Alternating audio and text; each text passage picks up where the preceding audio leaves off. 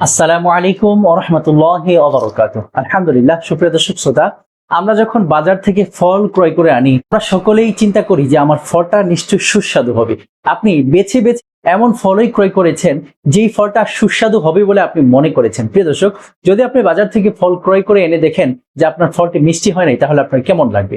এই ফল ক্রয় করে আনার পর আপনার ফলটা যেন সুস্বাদু হয়, মিষ্টি হয়, এর জন্য একটা বিশেষ আমল হযরত থানবী রাহমাতুল্লাহি আলাইহি শিক্ষা দিয়ে গিয়েছেন। আপনি আশ্চর্য হবেন যে এই আমল করে যদি আপনি ফলটি খেতে পারেন, তবে আপনার ফল অনেক মিষ্টি হবে। আপনি যাকেই দেবেন সেই বলতে বাধ্য হবে যে আপনার ফল খুব সুস্বাদু হয়েছে, আপনার ফল খুব মিষ্টি হয়েছে ইনশাআল্লাহ। প্রিয় দর্শক, সূরা বাকারার ৭১ নম্বরের আয়াত, ফাযাবাহুহা ওয়া মা কাদু ইয়াফআলুন, ফাযাবাহুহা ওয়া মা কাদু ইয়াফআলুন।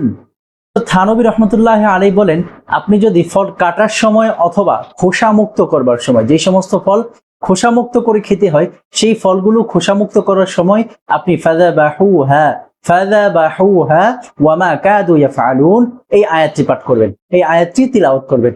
এবং যেই সমস্ত ফল কেটে খেতে হয়, সেই সমস্ত ফল কাটার সময় আপনি পড়বেন ফাযাবাহুহা ওয়া মা কাদু ইয়াফআলুন। এই আয়াতটি পড়বেন, বেশ কয়েকবার পড়বেন, পড়তে পড়তে ফলটি কাটবেন, পড়তে পড়তে ফলের খোসাটি ছাড়াবেন। ইনশাআল্লাহ আপনার ফল মিষ্টি হবে, আপনি খেয়ে অনেক স্বাদ পাবেন ইনশাআল্লাহ। প্রিয় দর্শক, এই আমলটি উম্মার মাঝে ছড়িয়ে দিতে ভিডিওটি বেশি পরিমাণে শেয়ার করে দিন, ভিডিওতে লাইক কমেন্ট করে দিন। আসসালামু আলাইকুম ওয়া রাহমাতুল্লাহি ওয়া বারাকাতুহু।